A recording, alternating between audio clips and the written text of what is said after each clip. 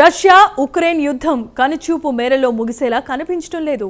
ఒకరోజు రష్యా ఉక్రెయిన్పై పైచేయి సాధిస్తే మరో రోజు ఉక్రెయిన్ రష్యాపై పైచేయి సాధిస్తోంది.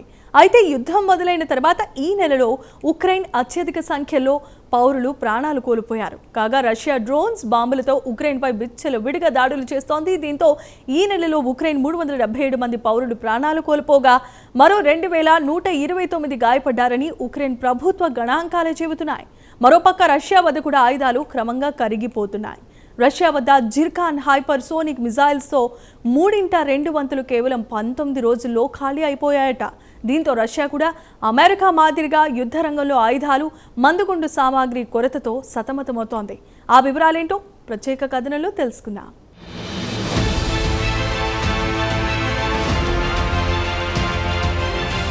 రష్యా యుక్రెయిన్ యుద్ధం మొదలై దాదాపు 5 సంవత్సరాలు కావస్తోంది. యుక్రెయిన్పై రష్యా ఎంత ఒత్తిడి పెంచినా యుక్రెయిన్ను దారిలోకి తెచ్చుకోలేకపోతోంది. ఈ యుద్ధంలో ఇరు దేశాలు భారీ ఎత్తున ప్రాణ నష్టంతో పాటు ఆస్తి నష్టాన్ని మూటకట్టుకున్నాయి. ఇక రష్యా ఏప్రిల్ 24, 2022లో అనవసరంగా యుక్రెయిన్పై కయ్యానికి కాలు తొవ్వింది. యుక్రెయిన్లో ఉండే రష్యా పౌరుల్ని 2వ తరగతి పౌరులుగా చూస్తున్నారన్న కారణంతో యుద్ధానికి దిగింది. వారం 10 రోజుల్లో యుక్రెయిన్ని దారికి తెచ్చుకోవచ్చని భావించిన పుతిన్ సంవత్సరాలు గడుస్తున్నా అతి చిన్న దేశం యుక్రెయిన్పై విజయం సాధించలేకపోతున్నాడు. దీనికి కారణం కూడా లేకపోలేదు. మొత్తం యూరప్ దేశాలు కలిసి యుక్రెయిన్ను డబ్బుతో పాటు ఆయుధాలు ఇచ్చి ఆదుకుంటోంది. ఒకవేళ యుద్ధంలో పుతిన్ గెలిస్తే తమపై కూడా దాడులు చేస్తాడని యూరప్ దేశాలు భయపడి జెలెన్స్కీకి వీలైనంతవరకు ఆయుధాలతో పాటు డబ్బు సమకూర్చి పెడుతున్నాయి. ఇక అసలు విషయానికొస్తే యుద్ధం మొదలైన తర్వాత ఈ నెలలోనే యుక్రెయిన్ అత్యధికంగా పౌరుల్ని కోల్పోయింది. ప్రభుత్వ గణాంకాల ప్రకారం చూస్తే 377 మంది ప్రాణాలు కోల్పోగా 2129 మంది గాయపడ్డారని ఒక ప్రకటనలో తెలిపింది.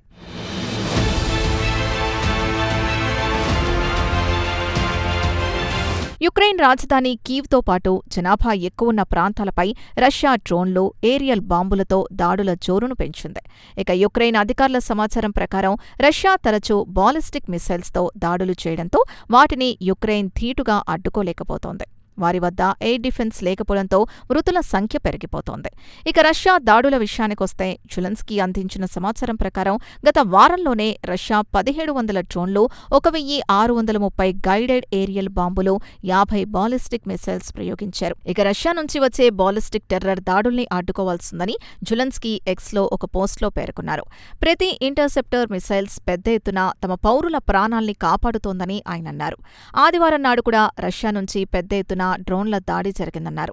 ఈ దాడిలో ఓ 10 ఏళ్ల బాలుడితో పాటు ఓ వ్యక్తి ప్రాణాలు కోల్పోయాడని స్థానిక అధికారులు చెబుతున్నారు.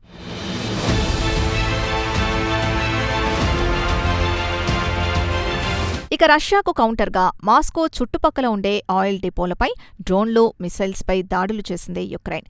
ఈ దెబ్బకు రష్యా ఈ ఏడాది చివరి వరకు డీజిల్ ఎగుమతిని నిషేధించింది. అయితే Russia deputy PM Alexander Novak గత శనివారం నాడు మాట్లాడుతూ పరిస్థితులు మెరుగుపడితే డీజిల్ ఎగుమతులపై నిషేధం ఎత్తివేస్తామని తెలిపారు. ఇక రష్యాలోని పలు ప్రాంతాలతో పాటు యుక్రెయిన్లో రష్యా ఆక్రమించుకున్న ఏరియాలో కూడా పెట్రోల్, డీజిల్ కొరత ఎక్కువగా ఉందని రష్యా అధికారులే చెబుతున్నారు. యుక్రెయిన్ దెబ్బకు రష్యాలో ఇంధన కొరతతో పాటు ఆర్థిక సంక్షోభంలో కూరుకుపోయింది. కాగా రష్యా డ్రోన్ను రుమానియా పేల్చేసింది. ఇక రష్యా ఉత్తర యుక్రెయిన్లోని పెట్రోల్ స్టేషన్, యుక్రెయిన్లో పోర్ట్లతో పాటు బ్లాక్ సీ నుంచి డానుబే నది వరకు దాడుల జోరును పెంచింది. కాగా ఆదివారం నాడు రుమానియా ఎయిర్ ఫోర్స్ బ్లాక్ సీ నుంచి రష్యా ప్రయోగించిన డ్రోన్లను వరుసగా 3వ రోజు కూడా కూల్చేసింది. ఇక వరుసగా రష్యా నుంచి డ్రోన్లు పెద్ద సంఖ్యలో వస్తుంటే రుమానియా విదేశాంగ మంత్రిత్వ శాఖ బుకారెస్ట్లో ఉన్న రష్యా రాయబారిని పిలిచి తమ నిరసనను తెలిపింది.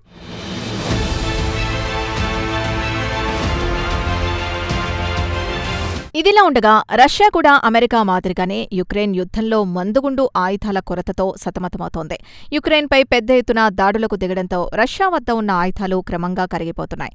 రష్యా వద్ద ఉండే జిగ్రాన్ హైపోసోనిక్ మిసైల్స్ని కేవలం 19 రోజుల్లో 3/2 వంతుల మిసైల్స్ని వాడేసింది. మొత్తానికి చూస్తే ఈ నెలలో కేవలం 19 రోజుల్లో గతంలో ఎప్పుడూ లేని విధంగా యుక్రెయిన్పై ప్రయోగించిందని తెలుస్తోంది.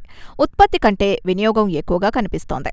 ఈ నెల 19న రష్యా 20 జిగ్రాన్ మిసైల్స్ని ప్రయోగించింది. అయితే ఈ ఏడాది మొత్తానికి చూస్తే 30 మిస్సైల్స్ తయారు చేయాలని లక్ష్యంగా పెట్టుకుంది. ఈ లెక్కన చూస్తే 2/3 మిస్సైల్స్ ని వినియోగించినట్లు తెలుస్తోందని రష్యా ఎనలిస్టులు అభిప్రాయపడుతున్నారు. ఈ నెల 19న రష్యా యుక్రెయిన్పై 127 మిస్సైల్స్, వాటిలో 107 బాలిస్టిక్ మిస్సైల్స్, 20 జిక్రాన్ సూపర్సోనిక్ మిస్సైల్స్ ని యుక్రెయిన్పై ప్రయోగించింది. కాగా రష్యా ప్రతి నెల 100 మిస్సైల్స్ ని తయారు చేసే సామర్థ్యం కలిగి ఉంది.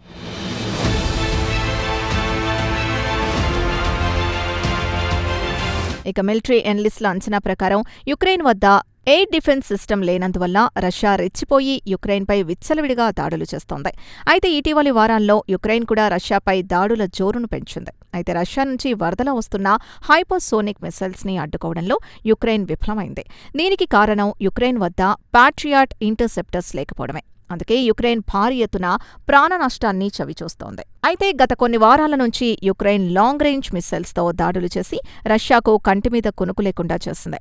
రష్యాకు చెందిన ఎనర్జీ ఇన్ఫ్రాస్ట్రక్చర్స్తో పాటు సప్లై లైన్స్, ఆయుధాల తయారీ ప్లాంట్లతో పాటు ఇతర కీలకమైన మౌలిక సదుపాయాలపై దాడులు చేసింది.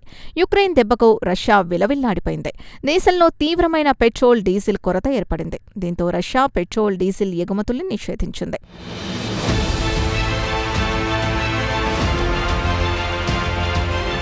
ఇక రష్యా విషయానికొస్తే యుక్రెయిన్పై విచ్చలవిడిగా దాడి చేసి కఠినంగా శిక్షించాలనుకుంటోంది. అందుకే మిస్సైల్స్ ద్వారా జనాభా ఎక్కువగా ఉండే ప్రాంతాలపై దాడులు చేసి యుక్రెయిన్ ప్రభుత్వంపై ఒత్తిడి పెంచాలనుకుంటోంది. అయినా యుక్రెయిన్ మాత్రం ఎక్కడా తగ్గడం లేదు. తన వద్ద ఉన్న లాంగ్ రేంజ్ మిస్సైల్స్తో పుతిన్కు గట్టి కౌంటర్ ఇస్తోంది.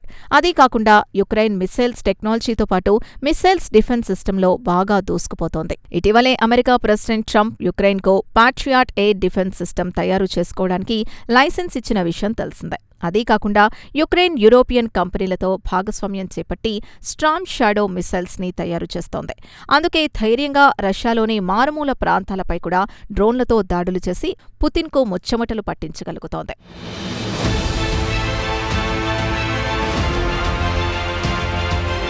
ఇదిలా ఉండగా ఇటీవలి కాలంలో రష్యా యుద్ధంలో బాగా వెనకబడిపోయింది. దీంతో కసితో పౌరులు నివసించే ప్రాంతాలపై డ్రోన్లతో, మిస్సైల్స్తో దాడులు చేస్తోంది. అదీ కాకుండా యుక్రెయిన్లో రష్యా ఆక్రమించుకున్న భూమి నుంచి కూడా రష్యా దళాల్ని యుక్రెయిన్ వెనక్కి నెడుతోంది. ఇక యుక్రెయిన్ ప్రెసిడెంట్ జెలెన్స్కీ సోమవారం నాడు బ్రిటన్ పీఎం నుండి బర్న్హోమ్తో సోమవారం నాడు లండన్లో భేటీ కానున్నారు. మంగళవారం నాడు ఆయన వాషింగ్టన్లో, డీసీలో ట్రంప్ని కలవనున్నారు. కాగా యుక్రెయిన్, అమెరికా అధికారులు కలిసి ఎయిర్ సీజ్ఫైర్ ప్రతిపాదన గురించి చర్చించనున్నట్లు మీడియాలో వార్తలొచ్చాయి. అలాగే రష్యాతో శాంతి చర్చల ప్రతిపాదన తేవాలనుకుంటున్నట్లు వార్తలొచ్చాయి. గతంలో యుక్రెయిన్ నేరుగా పుతిన్తో వైమానిక దాడులు ఆపుదామన్న ప్రతిపాదన తెస్తే దానికి పుతిన్ తిరస్కరించారు. అయితే ఈసారి పుతిన్ కాస్త దిగిరావచ్చునని భావిస్తున్నారు. దానికి కారణం రష్యా ఆర్థికంగా బాగా చితికిపోయింది కాబట్టి కాస్త మెత్తబడవచ్చునని రాయిటర్స్ వార్తా సంస్థ తెలిపింది. కాగా మంగళవారం నాడు జెలెన్స్కీ, ట్రంప్లో వాషింగ్టన్ డీసీలో ముఖాముఖి చర్చలు జరపనున్నారు. కాగా జెలెన్స్కీ, ట్రంప్తో భేటీ కానున్న నేపథ్యంలో రష్యా ఆదివారం నాడు యుక్రెయిన్పై దాడుల జోరును పెంచింది. దీంతో 6 ప్రాణాలు కోల్పోయారు. మరి ట్రంప్ కాల్పుల విరమణ ప్రతిపాదనను పుతిన్ అంగీకరిస్తారా లేదా అనేది వేచి చూడాల్సిందే.